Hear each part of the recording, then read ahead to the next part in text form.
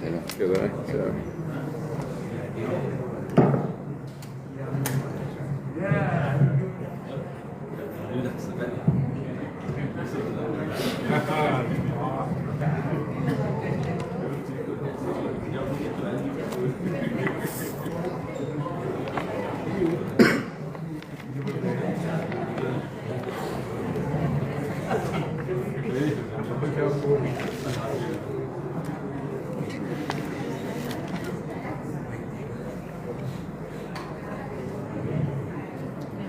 أعوذ بالله من الشيطان الرجيم. بسم الله الرحمن الرحيم. الحمد لله رب العالمين. الصلاة والسلام على سيدنا محمد أشرف المرسلين وعلى آله وصحبه أجمعين. سبحانك لا علم لنا إلا ما علمتنا إنك أنت العليم الحكيم. ولا حول ولا قوة إلا بالله العلي العظيم. رضينا بالله ربا وبالإسلام دينا وبمحمد نبيا ورسولا. اللهم أعنا على ذكرك وشكرك وحسن عبادتك. ربي يسر ولا تعسر فإن تيسر عليك يسر بالتمام بخير. Alhamdulillah, syukur kepada Allah Subhanahu Wa Taala. Selesai kita menunaikan solat fardu subuh secara berjemaah. Kita masih lagi bersama dengan Nabi SAW pada bab yang terakhir. Rasulullah ulang kepada kekasih yang maha tinggi. Bab 52 yang terakhir. Hari ini yang terakhir lah tuan-tuan. Lepas selama 3 tahun, lebih kurang 60 kali perjumpaan. InsyaAllah hari ini hari yang terakhir untuk sirah Nabi SAW, kitab Ar-Rahiqul Makhtum karangan Syekh Safiur Rahman Al-Mubarakfuri. Pada pertemuan yang lepas, kita dah selesai tentang haji yang terakhir yang dilakukan oleh Nabi SAW dengan para sahabat, Hajjatul Wada. Dalam waktu haji tersebut, Nabi SAW pesan kepada sahabat, tengok betul-betul, perhati betul-betul haji yang aku buat ni. Mungkin inilah kali yang terakhir dan tak jumpa dah lepas ni. Seolah-olah Nabi SAW nak beritahu isyarat kepada para sahabat Nabi SAW. Kalau tuan-tuan ingat 7 hijrah, waktu Nabi SAW tawan kota Khaybar, Nabi diracun oleh seorang wanita daripada Yahudi. Apabila berada di Khaybar, mereka hidangkan Nabi SAW dengan makanan kambing. Wanita Yahudi itu tanya, mana bahagian kesukaan Nabi SAW? Di bahagian itulah yang paling dibanyakkan racun kawasan tersebut. Nabi sempat kunyah dan Nabi tak telan. Kata Nabi SAW, racun Khaybar itulah yang menjadi penyebab kesakitan Nabi SAW. Wahai Aisyah, aku mula rasa pengaruh racun yang dulu di Khaybar makin kuat meresap di dalam tubuhku, seolah-olah memutuskan urat-urat sarafku. Nabi SAW sebut kepada Aisyah, dan Nabi dapat rasakan tubuhnya makin merosot. Tak berapa kuat. Bukan sakit tua tuan-tuan, sakit yang mana kesan daripada racun tersebut. Nabi rasa badan ni tak berapa kuat, makin merosot. Tahun 10 hijrah itulah Nabi buat haji wada, haji yang terakhir. Lepas daripada haji tersebut, Nabi pulang semula ke Madinah dan tak keluar lagi. Itulah yang terakhir Nabi keluar buat haji, dan Nabi duduk di Madinah, dan Nabi tak pergi mana-mana lagi dah. Kotlah ada urusan luar ke, urusan diplomatik ke di luar, Nabi tak keluar. Nabi duduk menetap di Madinah. Awal Rabiul Awal, Nabi kerap ziarah kubur. Sahabat nampak Nabi banyak kerap ziarah kubur. Nabi pergi makam syuhada, Nabi pergi Jannatul Baqi, ziarah tengah malam. Kerap Nabi SAW ziarah perkuburan, dan Nabi berdoa untuk Allah ampunkan penduduk-penduduk Baqi di perkuburan tersebut. Sahabat kata Nabi mula sakit kepala. Satu hari lepas daripada selesai ziarah perkuburan Baqi, Nabi balik ke rumah Aisyah. Aisyah pun waktu tu ada rasa sakit kepala. Nabi tanya kenapa sakit kepala. Nabi sebut ke Aisyah, aku pun sakit kepala. Sakit kepala yang bersangatan. Nabi kata aku pun sakit, dan bermula dari itulah tak berhenti rasa sakit kepala Nabi SAW. Daripada situ tuan-tuan, Nabi tetap menggilirkan rumah isteri Nabi SAW. Dalam keadaan sakit tu, tak berapa sihat, Nabi tetap menggilirkan rumah isteri Nabi SAW. Dan Nabi tanya, lepas ni rumah siapa, lepas ni rumah siapa. Seolah-olah Nabi menunggu rumah Aisyah. Bukan sebab Nabi nak pergi rumah Aisyah. Mungkin ketika itu mereka fikir kalau rumah Aisyah ni muda, mungkin kuat sikit untuk nak uruskan orang yang sakit, tuan-tuan. Kalau isteri pun dah warga emas, nak jaga suami tak larat dah, nak angkat pun tak larat. Jadi selalunya akan minta tolong anak ataupun minta tolong pembantu. Jadi Aisyah ni dia kuat sikit, orang muda. Seolah-olah begitulah, supaya senang menguruskan Nabi SAW. Dan masa di rumah Maimunah, isteri Nabi SAW, sakit Nabi ini menjadi teruk, dan Nabi minta dihantar ke rumah Aisyah. Nabi tak mampu berjalan, tuan-tuan, dipapah oleh Ibnu Abbas dan juga Ali bin Abi Talib. Tuan-tuan boleh bayangkan orang sakit, kalau tuan-tuan pernah papah ke, begitu. Dua orang kena pimpin Nabi SAW untuk pergi ke rumah Aisyah. 5 hari sebelum wafat, Nabi minta buku nak tulis wasiat. Waktu tu rumah Nabi SAW ramai dah. Sahabat dekat dalam pun ada, sahabat di luar rumah pun ada. Bila Nabi minta buku ni, ramai sahabat yang semua berselisih. Nak buat apa pula Nabi nak minta buku, kan? Kalau kita ambil je lah, kan, buku tulisan kertas, pen ke, untuk nak tulis wasiat tersebut.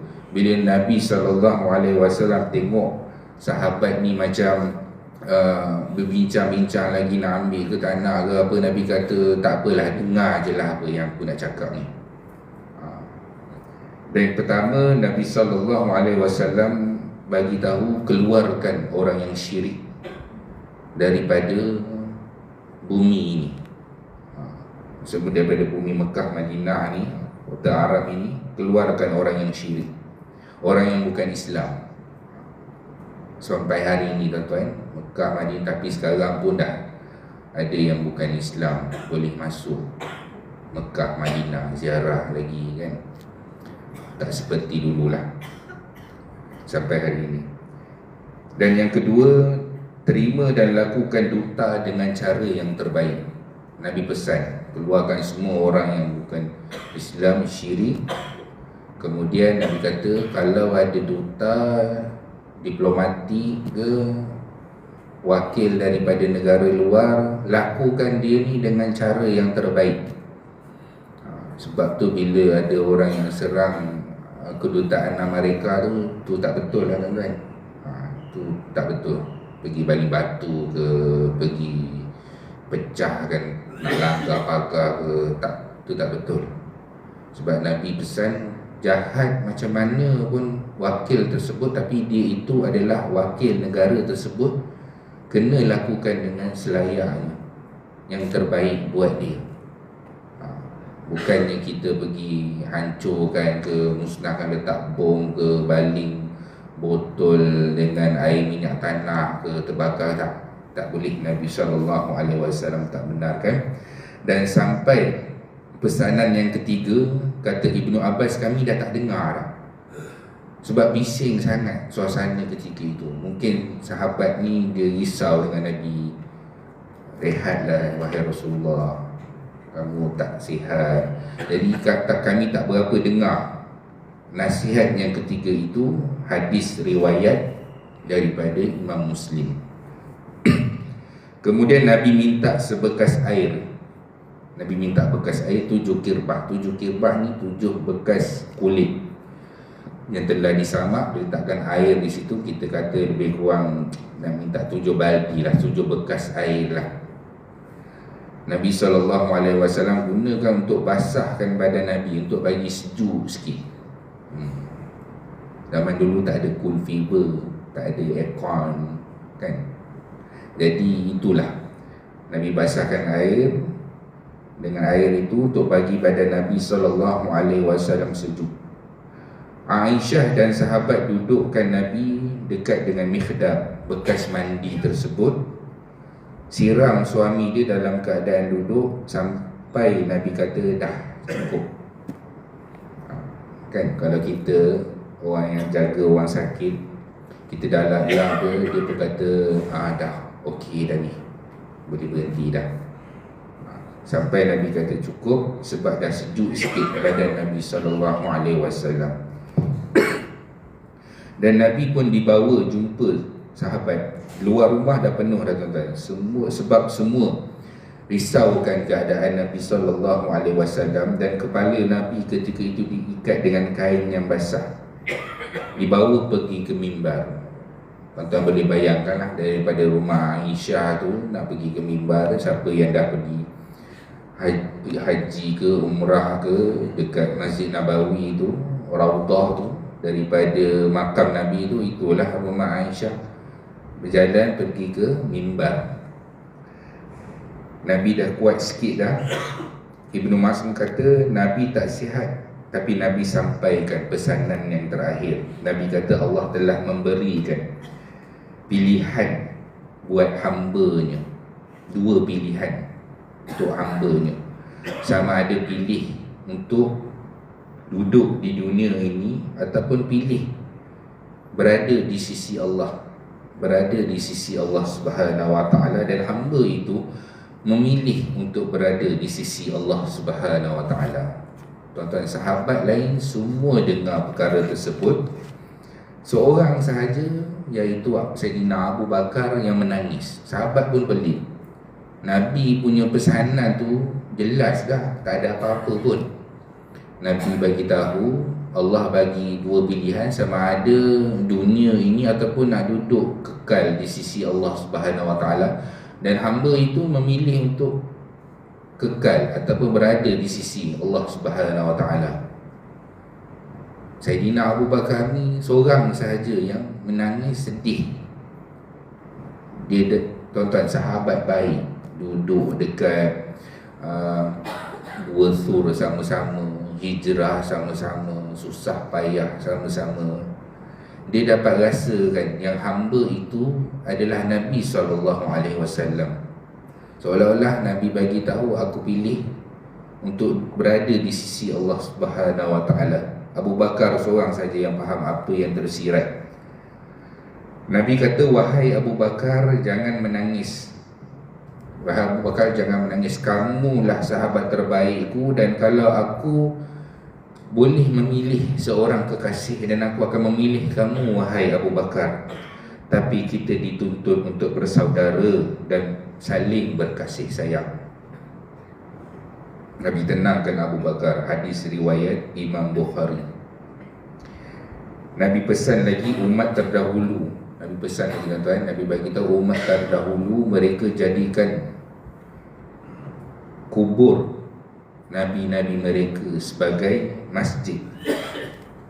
Nabi pesan, kamu jangan buat benda tu. Jangan jadikan kubur para nabi, orang-orang terdahulu, ulama ke, jadikan masjid, dibuat binaan dan besarkan dan sebagainya. Dan Ibnu Abbas kata manusia ini akan bertambah. Nabi pesan lagi, Ibnu Abbas bagi tahu, Nabi pesan lagi manusia ini akan bertambah dan Ansar akan menjadi berkurang. Nabi kata sesiapa yang diberikan kuasa memimpin, laksanakanlah kepimpinan itu dengan amanah di bawah orang yang dipimpin tersebut. Habis Nabi ucap, itulah ceramah terakhir Nabi SAW. Nabi turun daripada mimbar tersebut dan masuk ke rumah. Dan Nabi merosot, tuan-tuan, merosot sangat. Dan semua isteri Nabi berkumpul. Kan kalau kita ada mak ayah yang sakit, adik-beradik akan berkumpul kat rumah tu. Saudara mara pun akan berkumpul, duduk di situ, kumpul untuk tengok orang yang sakit tersebut. Isteri Nabi pun begitu juga, berkumpul. Dan ketika itulah waktu berkumpul, Nabi dapat tahu yang Aisyah datang, Fatimah datang melawat, nak datang melawat. Kata sahabat, kami tengok Fatimah berjalan ni sebiji macam Nabi SAW. Dan ketika itu Nabi nampak macam sihat sikit. Kan mak ayah kita kalau kita ziarah sihat dia, dalam telefon teruk benar dia. Tapi bila kita sampai kat rumah, start dah, mak pun ambil lah periuk nasi ke nak masak kan, seronok sihat, nampak sihat sikit. Dan Nabi SAW nampak sihat sikit. Dan bila Nabi tahu yang Fatimah datang kepada Nabi SAW, Nabi panggil Fatimah. Di rumah Aisyah tu Nabi panggil Fatimah. Nabi bisik sesuatu kepada Fatimah, anak Nabi SAW. Anak Nabi kan ada 7 orang. Semuanya wafat waktu Nabi SAW masih hidup lagi. Seorang saja yang tinggal, iaitu Fatimah. Kita dengar tu macam biasa, tuan-tuan. Itulah ujian. Ada orang dalam surah Al-Kawthar ni, anak dia semua meninggal. Tak ada kan? Ada, angkat tangan. So satu ujian pun kita dah kalah lah dengan ujian Nabi SAW. Bukan meninggal dalam kandungan, meninggal waktu hidup. Ada yang meninggal dalam keadaan bayi lagi. Ujian Nabi SAW berat. Daripada sebelum Nabi dilahirkan sampailah Nabi nak wafat ini, ujian Nabi tak berhenti-henti.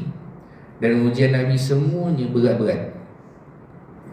Kita kalau seorang anak meninggal pun kan, tak larat dah nak duduk kota Sirimas lah, nak pindah rumah. Sebab apa? Teringat-ingat anak tu bermain dekat ruang tamu dengan stroller dia ke, dengan walker dia ke. Tak boleh, baju anak-anak pun tak boleh tengok dah. Tak boleh duduk kat situ, pindah. Baru seorang. Nabi 7 orang anak, 6 orang yang meninggal dalam keadaan Nabi SAW masih hidup, dan Fatimah sahaja yang ada. Nabi panggil Fatimah dan Nabi bisik kepada Fatimah. Kali pertama Nabi bisik, waktu tu Fatimah menangis. Nabi bagi tahu selalu Jibril datang dalam bulan Ramadan sekali. Ramadan yang lepas Jibril datang 2 kali, seolah-olah mungkin tahun depan ataupun inilah yang terakhir untuk ayah. Menangis Fatimah. Ayah dia bagi tahu begitu. Bila Nabi bisik kali kedua, Fatimah senyum, suka. Aisyah nampak perkara tersebut, tuan, isteri nampak ayah berbisik dengan anak, mesti kita nak tanya, apa ayah bisik? Mesti nak tanya. Aisyah tanya dengan Fatimah, Fatimah simpan rahsia tersebut sampailah Nabi wafat, barulah Fatimah bagi tahu apa rahsia tersebut.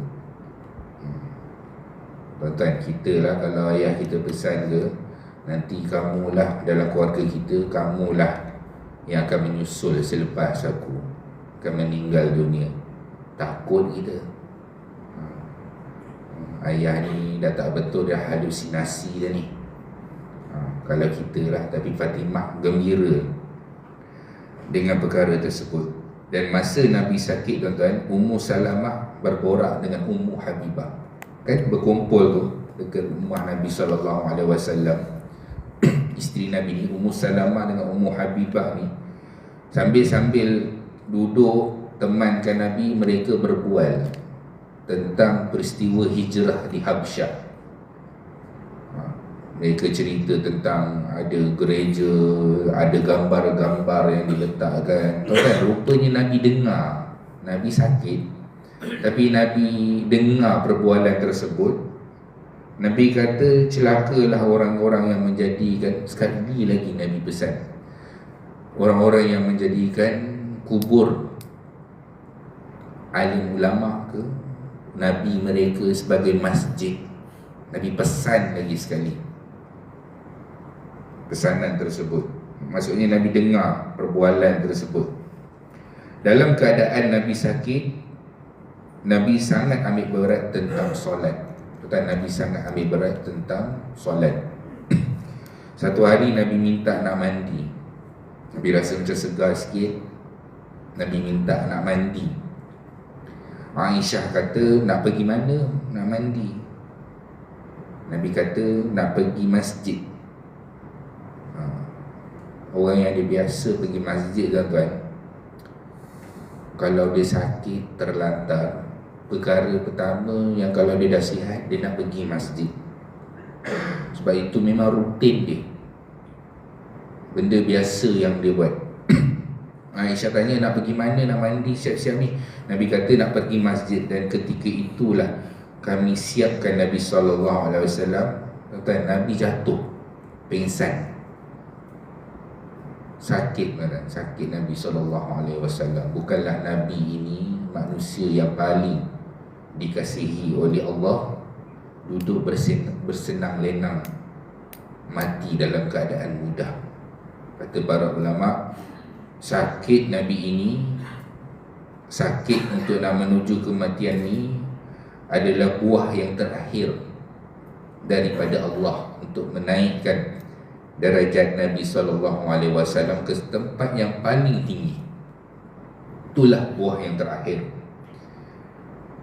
Dan Nabi pingsan. Bila Nabi sedar, Nabi tanya, as-salatun nas, dah solat ke orang? Masa tu solat isyak.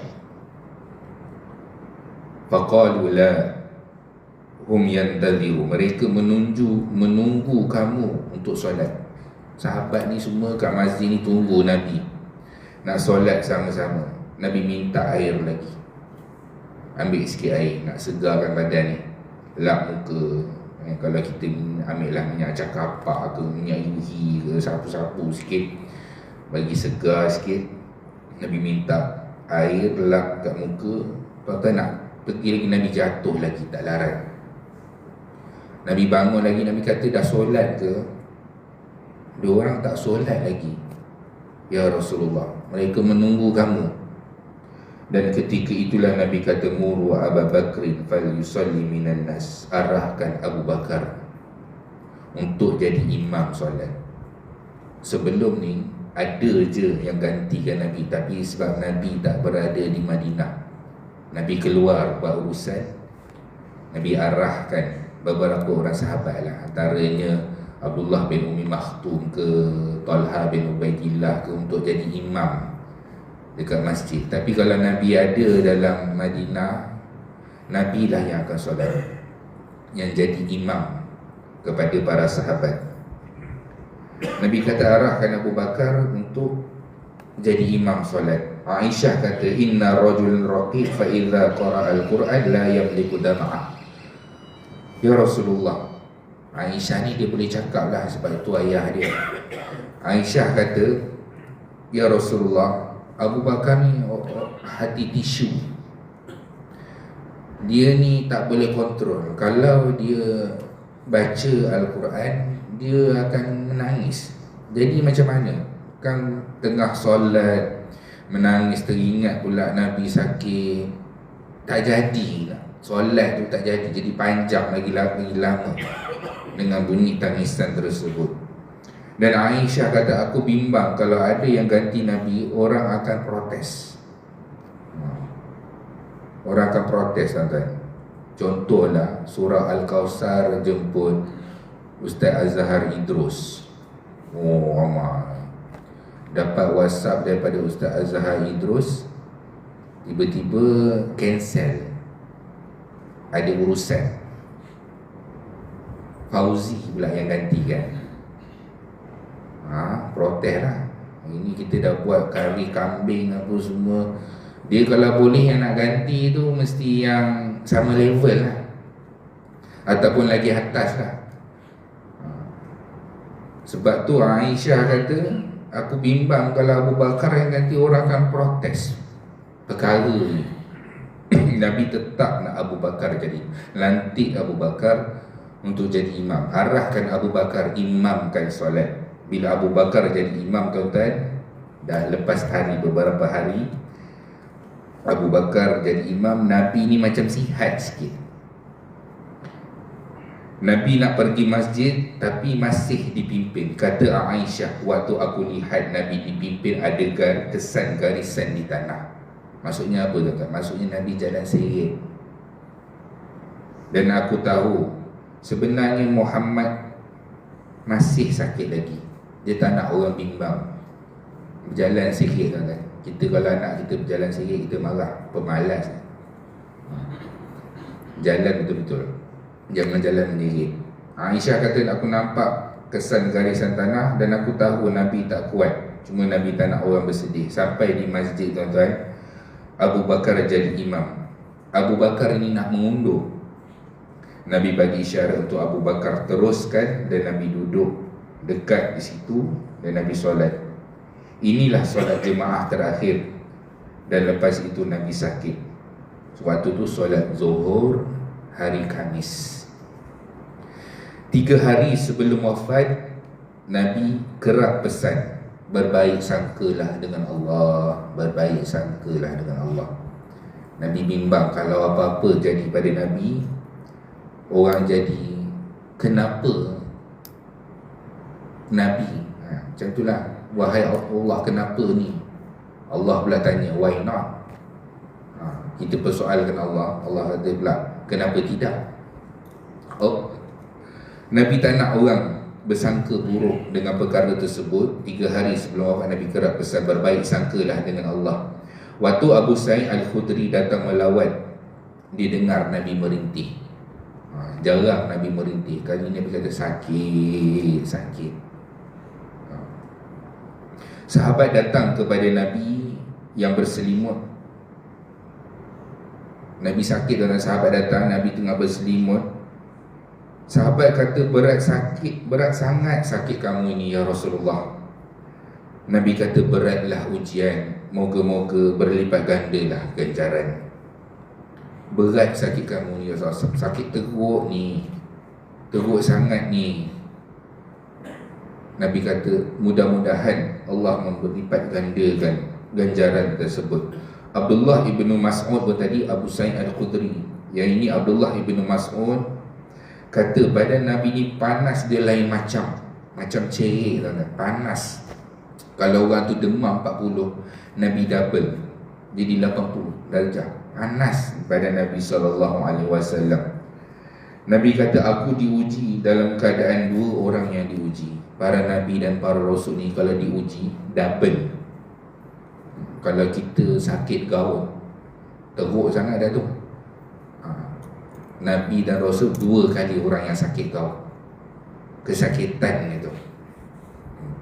Kalau kita sakit gigi, yang sakit teruk dah, kita ingat kita sakit sangat dah. Nabi double orang yang sakit gigi tersebut. Ujian buat para Nabi dan para Rasul. Hadis riwayat Bukhari dan Muslim. Nabi minta kain untuk tutup muka dengan kain basah. Kata Nabi minta kain untuk tutup muka dengan kain basah sebab badan Nabi SAW ketika itu sangat panas. Solat subuh 12 Rabiul Awal, hari Isnin. Waktu itu Abu Bakar jadi imam solat subuh. Nabi buka pintu. Kata Sayyidina Anas, ketika itu aku melihat wajah Nabi ini bercahaya. Sahabat macam nak berhenti, kan lama dah Nabi tak solat jemaah sama. Bila Nabi nak selak tu, sahabat ni seolah-olah nak berhenti solat, nak pergi ke Nabi. Seronok ni nak berhenti solat. Aku berharap Nabi masuk solat bersama kami. Nabi merenung kami dengan lama. Nabi melihat saf yang tersusun dengan rapi. Para sahabat yang sedang bersolat berjemaah dalam keadaan itulah sahabat yang ditarbiyah oleh Nabi SAW. Dan aku melihat Rasulullah begitu gembira kerana cahaya yang memancar di wajah Nabi SAW. Dan aku melihat Nabi melontarkan senyuman yang terakhir. Tuan-tuan boleh bayang lah, orang tengah solat jemaah, Nabi selak, tirai, rangsih, Nabi tengok, Nabi gembira. Dan Nabi melontarkan senyuman dia. Senyum macam kita tengok anak kita kan, tengok dalam keadaan gembira, cucu balik raya, kita tengok mak atuk nenek tengok, dia tak tegur pun dia tengok, dia senyum, tengok keadaan tu. Nabi pun buat benda yang sama. Nabi tengok, lihat suasana itu. Tuan-tuan bayangkanlah 23 tahun Nabi dakwah, kan? Quraisy Mekah datang menyerang Nabi. Nabi pula jatuh sakit.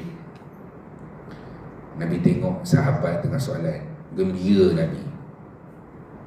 Nabi tutup tirai dan Nabi sempat melontarkan senyuman yang terakhir. Setelah lama Nabi merenung kejayaan membangunkan sebuah ummah. Kemudian Nabi lepaskan tirai dan menutup pintu rumah tersebut. Dan pada hari itulah selepas solat zuhur, ketika berusia 63 tahun, Rasulullah SAW bertemu dengan kekasihnya yang agung.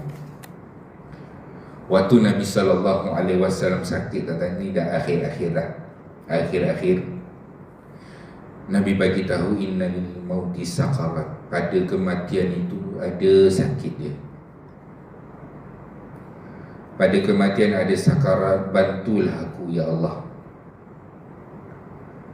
Wahai Allah, ampunkan aku, Rafiqul A'la, Rafiqul A'la.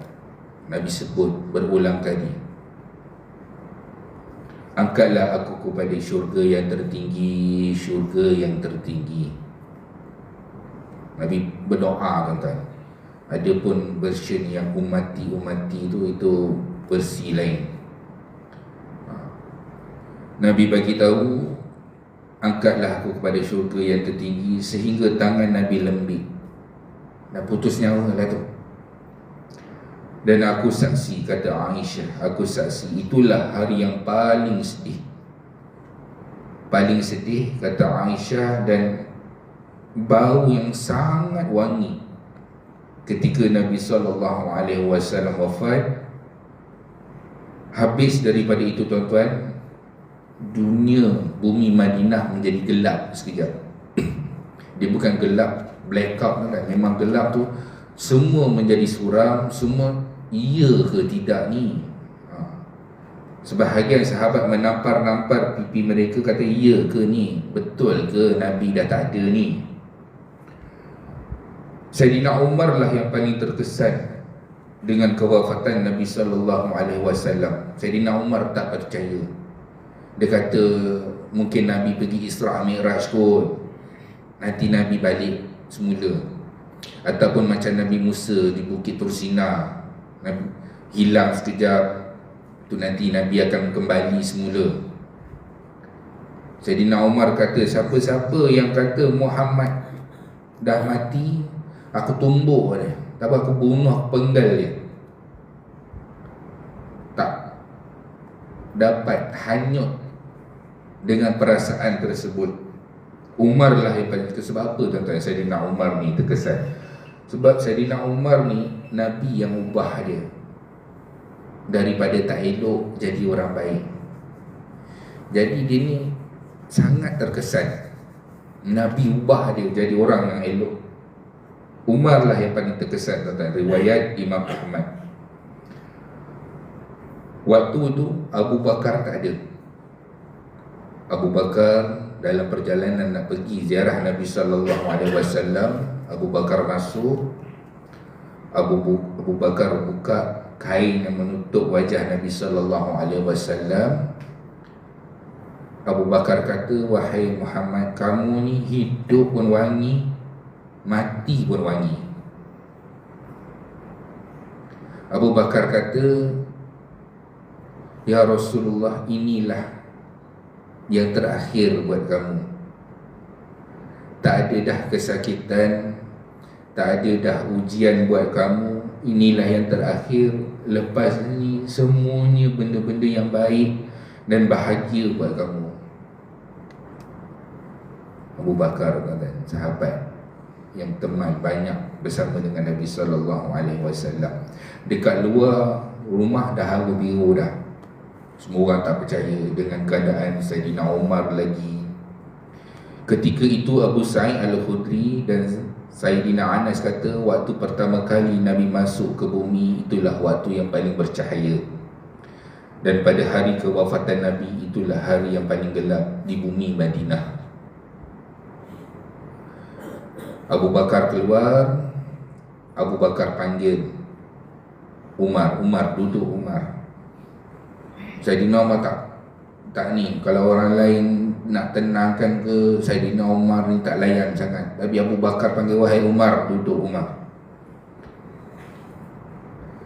Abu Bakar kata, man kana ya'budu Muhammad fa inna Muhammadun qad mat. Sesiapa yang menyembah Muhammad, Muhammad mati. Wa man kana ya'budullah, sesiapa yang menyembah Allah selama ini, fa innallaha hayyun la yamut. Allah itu maha hidup dan tak akan mati. Kalau kamu selama ini jadi penyokong setia kepada Muhammad, suka dengan Muhammad, mati. Tapi kalau kamu menyembah Allah, tu tak akan mati dan kekal selama-lamanya. Kemudian Saidina Abu Bakar membacakan surah Az-Zumar ayat 30, wahai Muhammad, sesungguhnya kamu akan mati dan mereka pun akan mati. Tuan-tuan, bila sahabat ni dengar ucapan ataupun ayat Al-Quran yang dibacakan oleh Abu Bakar, seolah-olah itulah kali pertama mereka tahu ayat Quran tersebut. Kata Saidina Umar, aku rasa macam baru pertama kali mendengar ayat tersebut, kerana aku hanyut dengan perasaan aku, kerana tak dapat menerima kewafatan Nabi sallallahu alaihi wasallam. Aku seolah-olah hilang arah, sehingga aku terlupa ada ayat Al-Quran yang menyebutkan bahawa Muhammad, sesungguhnya kamu itu akan mati dan orang lain pun akan mati. Muhammad itu adalah seorang Rasul yang sebelumnya ada Rasul lain. Tuan-tuan, Nabi SAW, hari kewafatan Nabi, waktu itu Nabi SAW berada dalam keadaan sakit. Bukanlah Nabi duduk dalam keadaan yang senang lenang, berehat-rehat, Nabi berada dalam keadaan yang sakit, sakit yang bersangatan. Kemudian apa yang berlaku tuan-tuan? Waktu Nabi SAW wafat, ketika itu para sahabat tak tahu macam mana nak uruskan. Kita nak mandikan Nabi ni macam mana? Nak buka baju semua ke? Nak tutup lapik kain sikit ke? Tak tahu, sebab Nabi tak pesan apa-apa. Nabi dikebumikan agak lewat 3 hari tuan-tuan, baru Nabi dikebumikan. Wafat hari Isnin dan kebumi pada hari Rabu. Nak mandikan jenazah Nabi, nak buka baju ke, nak lapik macam mana kan, dari ketika itulah Ali bin Abi Talib yang mandikan Nabi SAW dengan beberapa orang sahabat tanpa membuka baju. Ali bin Abi Talib ni dia ijtihad sendiri, dia fatwa sendiri, kata tak apa, biar aku uruskan, sepupu Nabi SAW. Setelah itu jenazah Nabi dikafankan dengan 3 lapis kain. Dia tak ada buat serban ke tuan-tuan, serban ke jubah ke, dibalut dengan 3 lapis kain yang berwarna putih. Dan solat jenazah Nabi dilakukan sendiri-sendiri. Tak ada seorang imam, tak. Dimulakan dengan lelaki dahulu, kemudian wanita. Lelaki dulu buat sendiri-sendiri lah, solat-solat sendiri. Lepas tu wanita. Dan dikebumikan pada hari Rabu dan dikuburkan di rumah Aisyah. Di situlah Nabi wafat, di situlah digali kubur Nabi SAW. Dan waktu nak gali tuan-tuan pun sahabat tak tahu lagi, kita nak buat lahat ke ataupun kita nak gali lubang biasa je. Nak buat macam mana ni? Sebab Nabi ni bukan orang biasa, kita nak buat macam mana? Sebab di Madinah ada 2 orang penggali kubur. Yang satu ni dia suka gali biasa saja, dan satu lagi dia mahir untuk membuat lahat, liang lahat. Mereka kata siapa yang sampai dulu, kita ambil cara dia. Dan waktu itulah yang menggali kubur, yang membuat liang lahat itu yang sampai dulu, maka kubur Nabi SAW dibuat dengan lahat, gali lubang dan dibuat bentuk liang lahat, diletakkan Nabi di situ. Dan Nabi dimakamkan dengan beralas dengan kain merah. Tuan-tuan tak payah tanyalah kenapa kain merah, kebetulan. Kan tuan-tuan pas ni kan mak ayah berdasarkan sunnah Nabi, saya nak lapik satu helai kain merah. Itu berbetulan saja tuan-tuan. Nabi dimakamkan dan beralaskan dengan kain merah. Kubur baginda ditinggikan dengan 1 jengkal. 1 jengkal saja. Kubur Nabi ditinggikan dalam keadaan 1 jengkal sahaja. Begitulah tuan-tuan wafatnya Nabi SAW, yang mana merupakan kekasih kita. Bagaimanalah kita nak ceritakan tentang kewafatan Nabi SAW? Kita nak cerita macam mana atuk kita meninggal pun tak boleh. Bergetarlah hati kita. Walaupun atuk tu, ayah kita ke mak kita dah meninggal dunia 10 tahun yang lepas, cerita balik, nangis balik tuan-tuan. Bagaimana pula kita nak cerita tentang kewafatan Nabi SAW, kekasih kita yang paling kita cintai, penyebab asbab kita menjadi Islam hari ini disebabkan dakwah Nabi SAW.